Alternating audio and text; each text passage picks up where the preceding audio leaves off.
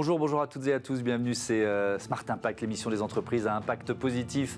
Et voici notre sommaire. Mon invité aujourd'hui, c'est Sylvie Perrin, avocate associée au cabinet De Gaulle Fleurance, qui publie la 5e édition de son Observatoire international des transitions énergétiques. Elle va nous le présenter dans une minute. Le débat de ce Smart Impact portera sur l'économie circulaire dans le secteur du textile. On va découvrir l'accélérateur textile circulaire de l'association Les Canaux. Et puis dans notre rubrique consacrée aux startups, on va partir faire un footing avec les vêtements de la marque éco-responsable Edeli. Voilà pour les titres. C'est parti, c'est Smart Impact.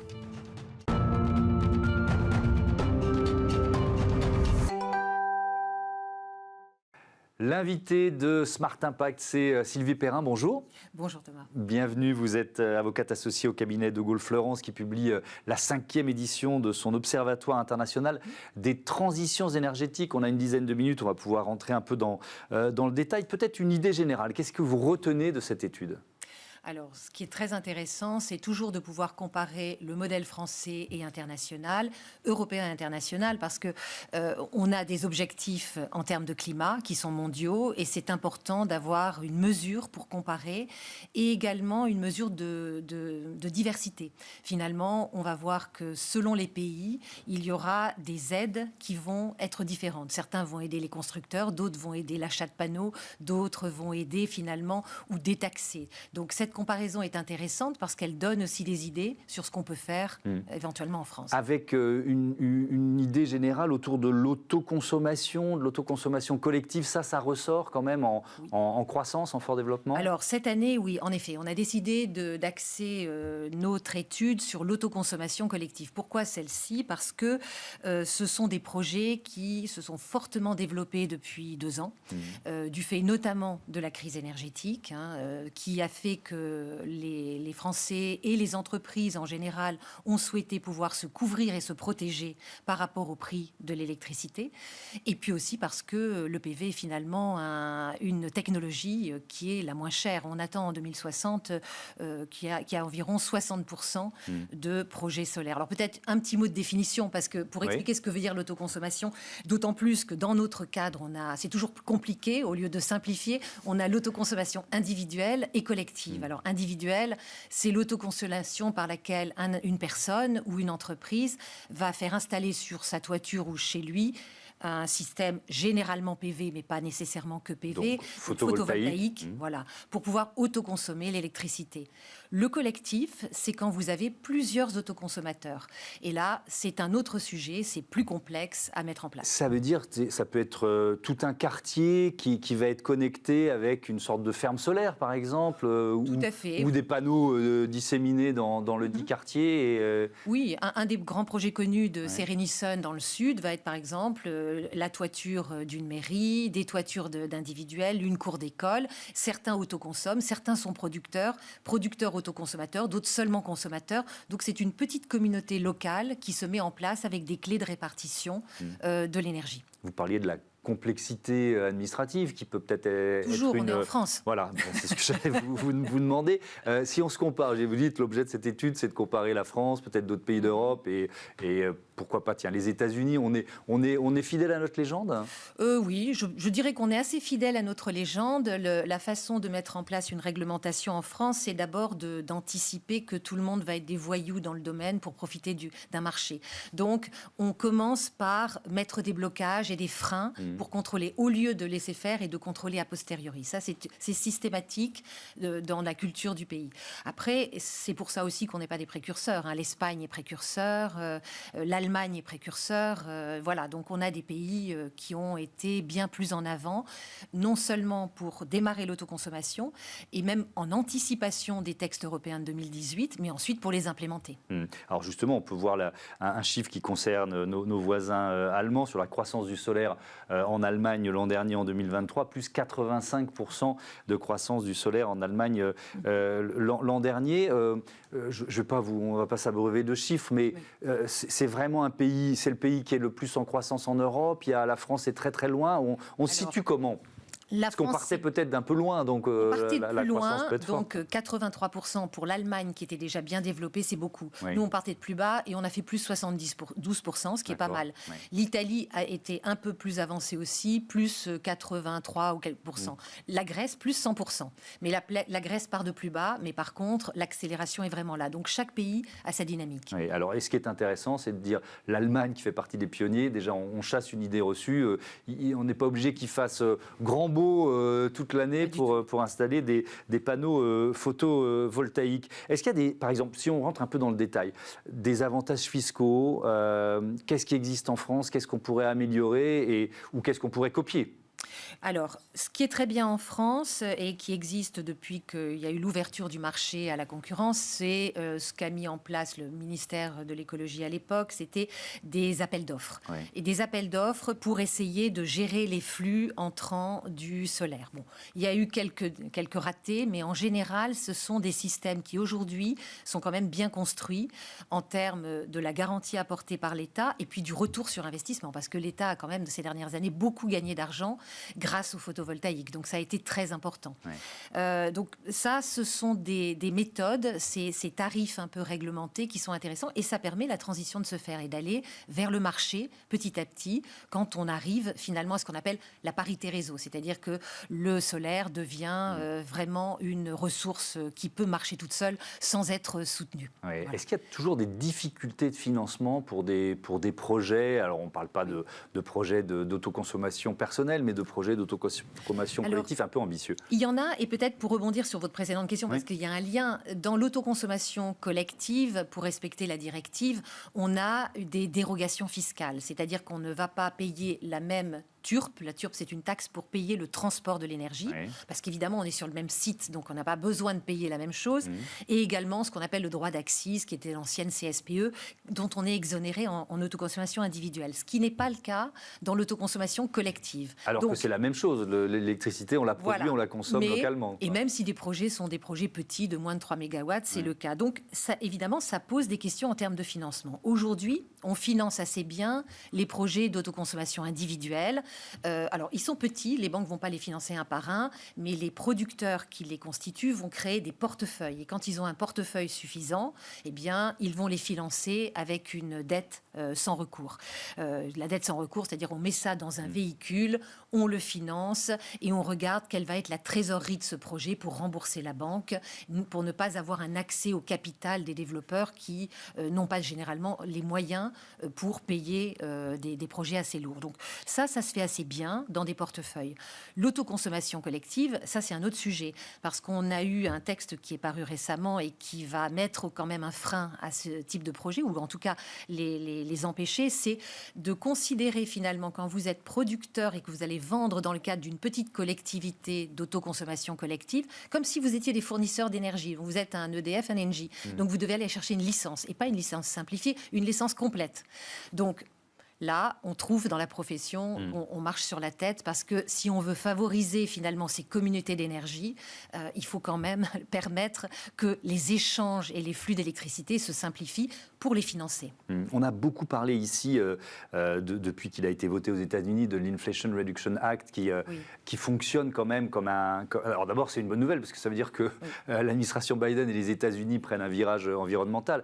Mais après, c'est aussi un aspirateur à projet, un aimant à projets, notamment des grands projets européens. Est-ce que ça a eu un impact aussi sur le marché du photovoltaïque ou pas du tout ? Est-ce qu'on est dans deux secteurs un peu de logique un peu différente ? En effet, le ministère a travaillé sur une facilitation pour revoir et prendre en compte dans les tarifs de soutien au projet un coût d'inflation et un coût des matériaux après la Covid et puis la crise en Ukraine. Donc, il y a eu des mesures pour faciliter et compenser, mais seulement partiellement, rien à voir avec le projet aux États-Unis. Et là, quand même, on est un petit peu humilié par les Américains qui pourtant ne sont pas des grands écologistes, mais ils ont frappé beaucoup plus fort. Oui, ils ont frappé plus fort. Et l'Europe, qui est, évidemment fonctionne à 27, a mis du temps ou met du temps à trouver une réponse. Probablement, c'est plus compliqué. La démocratie est difficile, comme on le sait, à 27 ou à 570 également. Évidemment. Un mot de la réforme de l'ANREL, accès régulé à l'électricité nucléaire historique.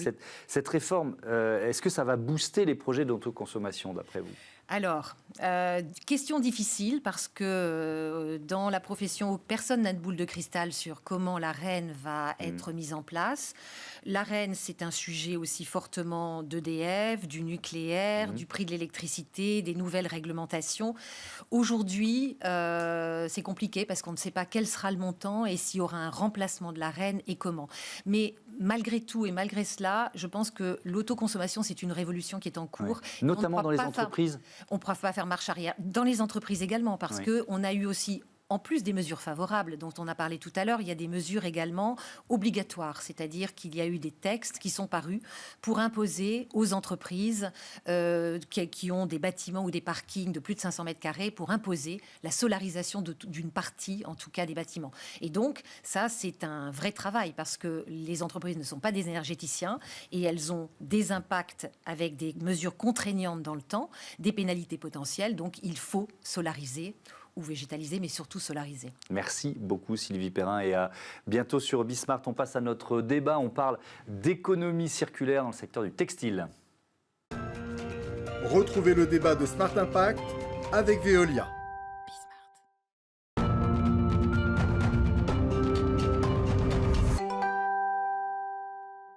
Le débat de Smart Impact, je vous présente tout de suite mes invités. Alexandra North, bonjour. Bonjour. Bienvenue, vous êtes la directrice accompagnement et filière dans l'association Les Canaux.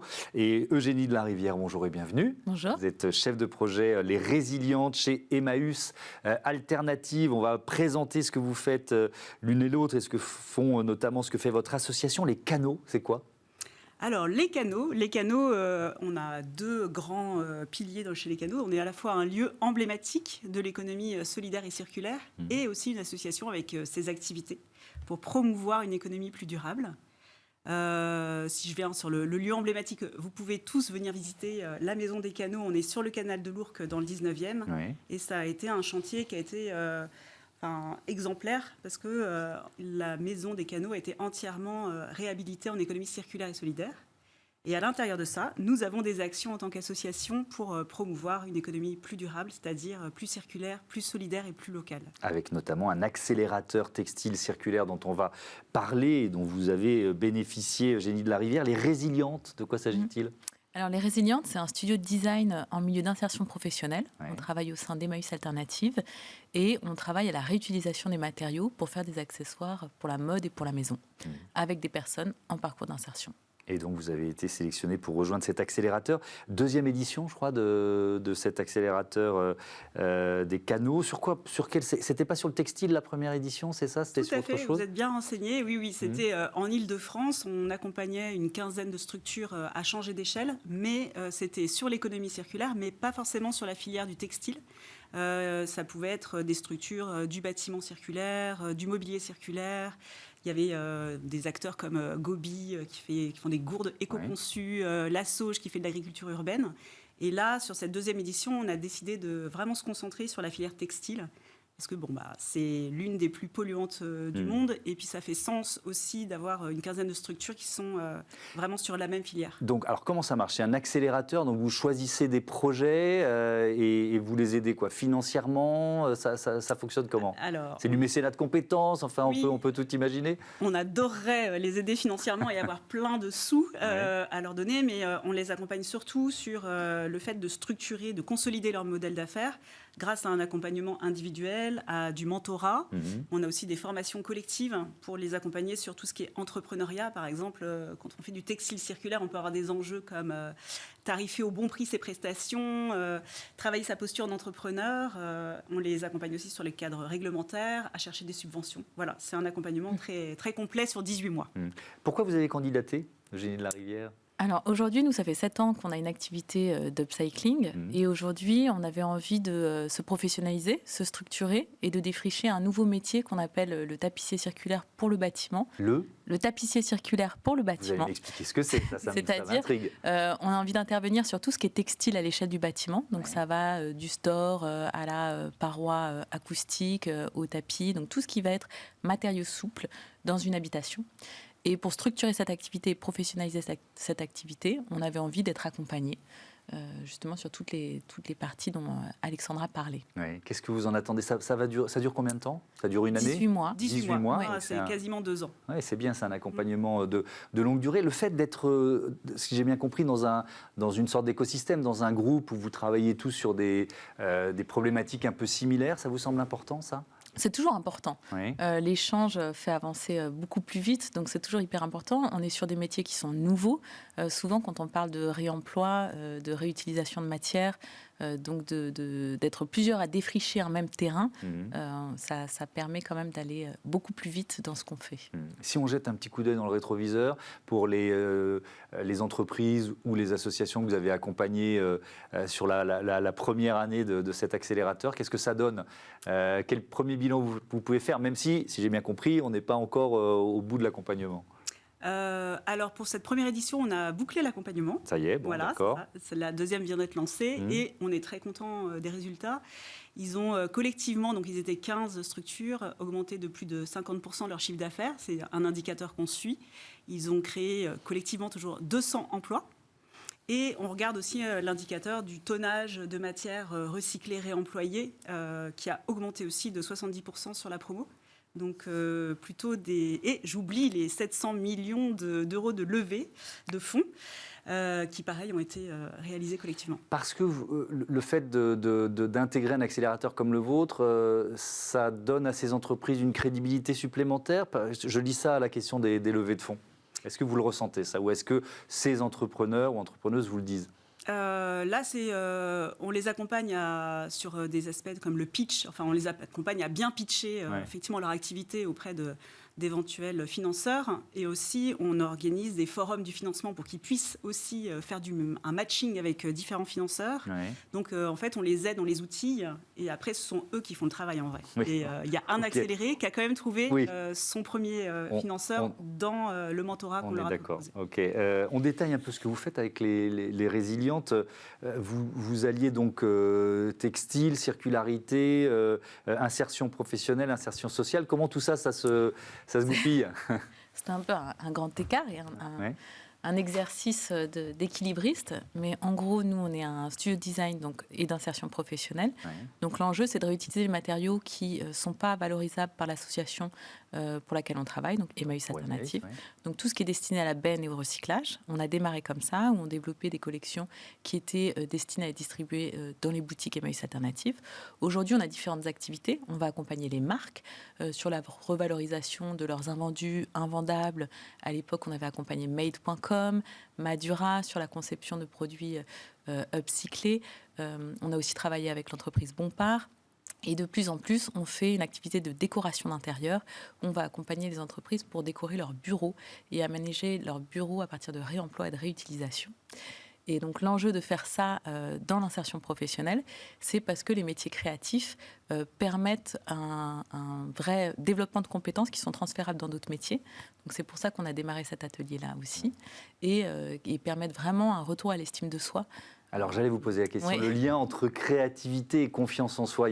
Vous voyez ça, parce que ça doit être assez génial de voir ça naître. Voilà. Est-ce que vous avez déjà fait une tarte et amené chez des amis votre tarte? Voilà. Et ben écoutez, je ne suis pas un grand cuistot, mais je peux comprendre le plaisir de faire soi-même. C'est moi qui l'ai fait. Et donc ça a un véritable impact quand on a fait quelque chose et quand il s'agit de réaliser un objet, que ce soit un tabouret, une lampe, un coussin, ça a un impact énorme.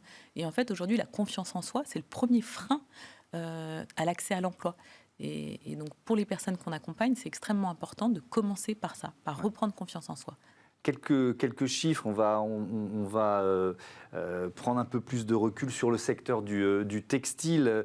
C'est l'ADEME qui nous dit que sur les achats de vêtements, en Europe, une personne achète 40% de vêtements en plus par rapport à il y a 15 ans et elle les conserve surtout moitié moins longtemps. Ça, c'est le constat de ce qu'on appelle le fast fashion ou l'ultra fast fashion. Alexandra Nort, est-ce que nos comportements sont un peu en train de changer quand même? Vos voix dubitatives. On l'espère. Il y a quand même quelques signaux qui nous indiquent que c'est en train de changer, notamment chez les jeunes. Effectivement, de la seconde main, par exemple. La seconde main est beaucoup plus valorisée maintenant dans les achats des jeunes, même si on observe également l'effet rebond de la seconde main sur des sites qui permettent, qui revendent des vêtements pas chers, et du coup on en achète beaucoup plus et on remplit encore plus nos armoires. Voilà. Il y a aussi des sites qui ne vendent pas de seconde main et qui ne vendent pas cher du tout, et qui viennent de Chine ou d'ailleurs, de l'ultra fast fashion. Donc le comportement de la génération des 15, on va dire 15-25, il est assez paradoxal sur le textile. C'est intéressant ça. Oui, tout à fait. Après, c'est vrai que nous, nos clients, enfin en tout cas les structures qu'on accompagne, c'est beaucoup des structures qui sont en B2B. Donc B2B, je pense que tout le monde... Tout le monde ici sait ce que ça veut dire. C'est ce que c'est, voilà, exactement. Et du coup, on a plus des indicateurs sur les entreprises. Est-ce que les entreprises s'y mettent? Est-ce que les services publics s'y mettent à faire des commandes et des marchés publics pour... Et ça bouge? Et ça bouge. En fait, ça bouge. Et un des grands leviers, c'est la loi AGEC, qui oblige aussi à faire des heures d'insertion, qui oblige à commander 20% de mobilier upcyclé. On peut y introduire du tissu aussi en réemploi. Donc, en fait, tout ça fait bouger les choses. Et nous, on a de l'espoir. Mais il faut avoir de l'espoir. Nous, ici, de notre petite vigie qui est Smart Impact, on a ce sentiment quand même que les lignes sont en train de bouger, mais avec effectivement des effets parfois qui sont des effets pervers. On parle des grandes plateformes de revente de vêtements. C'est aussi un appauvrissement pour des associations comme Emmaüs, par exemple, qui voient arriver peut-être des vêtements de moins bonne qualité ou en moindre quantité. Qu'est-ce qu'on peut en dire ? C'est toujours un peu difficile. En effet, aujourd'hui, les personnes vont avoir plus de facilité à revendre en ligne un article de bonne qualité et à donner les choses qui sont de moins bonne qualité. On perd aussi la notion du don, je pense. Et donc, c'est vrai qu'au sein des structures Emmaüs, mais autres structures de collecte aussi, il y a une baisse de qualité des dons. Et nous, au sein du mouvement Emmaüs, on a envie de rappeler à quoi nous servent ces dons, à faire de l'insertion par l'activité économique, et qu'il est important de continuer à donner aux associations, justement pour nous permettre de continuer d'accompagner des personnes. Mais alors, si je comprends bien, c'est pas une bonne nouvelle que la qualité des vêtements qui sont donnés à Emmaüs baisse, sauf que pour l'upcycling, c'est presque une matière de créativité et de réinventer. Si vous voulez quelques chiffres, nous, au sein du il faut voir, si vous voulez connaître un peu le mouvement Emmaüs, en France, Emmaüs, c'est un mouvement, c'est une fédération d'associations avec plus de 300 groupes, tous indépendants les uns des autres. Moi, je fais partie d'un seul groupe, Emmaüs Alternative. Par an, on collecte quasiment 1000 tonnes de textiles. Donc c'est énorme. Pas seulement des vêtements d'ailleurs. C'est textile, linge de maison, chaussures. On va parler de TLC. Donc c'est vraiment une grande famille d'objets et de matériaux textiles. Et dans ces 1000 tonnes, au sein des résilientes, on va valoriser 1 tonne. Parce qu'on fait un artisanat du réemploi, un artisanat de la réutilisation, donc ça demande du temps, ça demande de l'investissement dans le design, dans la production. Donc en fait, notre impact, il est amené à grandir, on l'espère, avec l'accélérateur. Mais c'est vrai qu'on ne manque pas de matière. Donc c'est vrai que la baisse de qualité, c'est aussi pour ça que les structures Emmaüs sont intéressées par des projets d'upcycling, c'est pour contrer à sa baisse de qualité et se dire comment est-ce qu'on peut avoir un nouveau modèle économique pour nos structures d'insertion. Merci beaucoup, merci à toutes les deux et à bientôt sur Bismart. On passe à notre rubrique Startup. On va continuer de parler du secteur textile, un jogging en vêtements éco-responsables. Moi, ça me dit.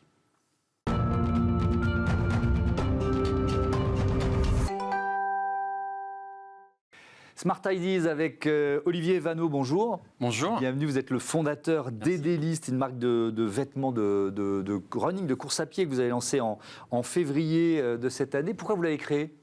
L'idée, c'était vraiment pour moi d'abord de se lancer dans un domaine passion. Moi, je suis quelqu'un qui a fait beaucoup de marathons, de triathlon, qui aime le running, le trail running, la natation, le cyclisme depuis très longtemps, qui adore le sport dans la nature. Et puis, c'était aussi de lancer un projet porteur de sens. Voilà, c'est une industrie qui n'a pas encore, pour moi, fait sa mue éco-responsable.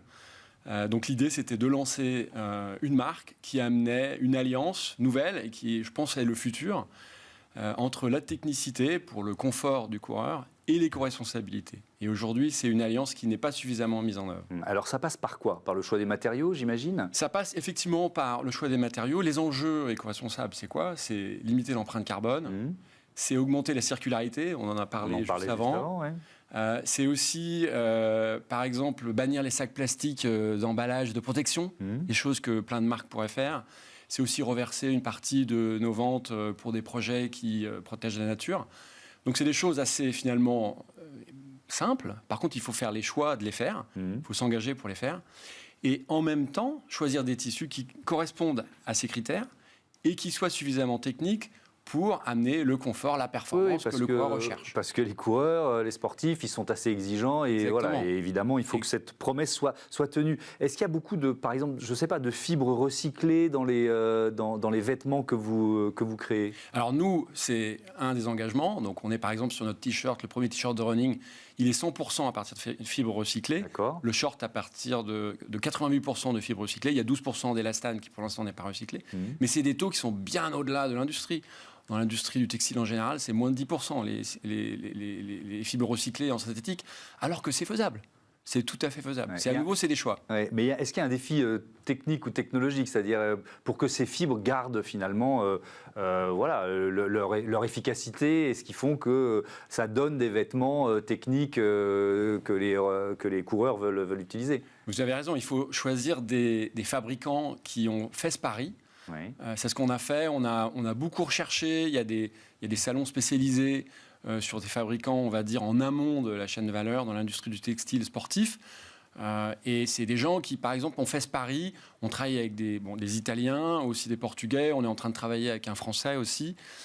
Et c'est des gens qui ont fait ce pari de l'éco-responsabilité et la technicité il y a déjà une dizaine d'années. Donc c'est des gens qui ont beaucoup travaillé pour amener justement des fibres qui soient à la fois recyclées. C'est pas que les fibres, c'est aussi la manière dont c'est tissé et qui ont beaucoup travaillé sur ce sujet. Donc c'est maintenant, l'idée c'est de se retrouver entre ces différents acteurs de la chaîne de valeur et d'amener justement ce renouveau qui à nouveau pour moi est une nécessité dans le monde actuel.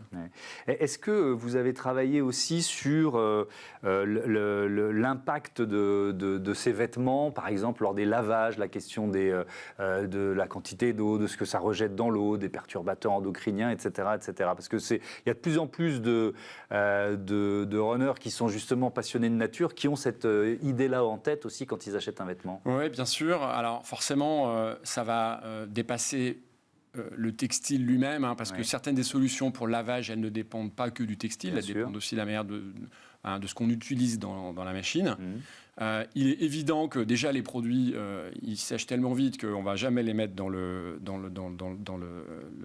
sèche-linge. Dans le sèche-linge, parce que ça n'a surtout là en ce moment en été, mais même en hiver, ça sèche très vite, donc il n'y a pas de problème. Après, sur la problématique de lavage, on a mis par exemple un traitement aux ions d'argent qui est antibactérien. Chacun fait comme il veut, mais si on court par exemple 30 ou 45 minutes, on peut tout à fait une deuxième fois le remettre sans le laver tout de suite, sans avoir aucune gêne.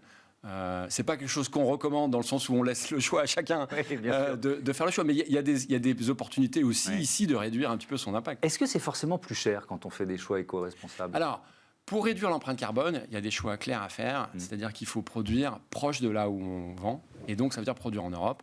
Produire en Europe, c'est plus cher que produire en Asie. Donc, effectivement, il y a un écart. Produire avec des fibres recyclées, aujourd'hui, c'est encore plus cher que produire avec des fibres synthétiques vierges. J'espère que demain, ça changera. Donc oui, il y a quand même des choix qui nous engagent. Mais je pense qu'il faut être clair quand on a une stratégie, il faut la mettre en œuvre. Et aussi, quand on est sur des produits de ce type, on peut aussi se dire qu'on en achète peut-être moins souvent, qui dure plus longtemps, au lieu d'en acheter beaucoup à un faible prix. Un très bon conseil. Merci Olivier Evano et bon vent à Edeli. Voilà, c'est la fin de ce numéro de Smart Impact. Je voudrais remercier toutes les équipes de Bismart, techniques, rédactionnelles, qui m'accompagnent depuis 3 saisons, puisque c'est la dernière de cette saison. À bientôt pour de nouvelles aventures.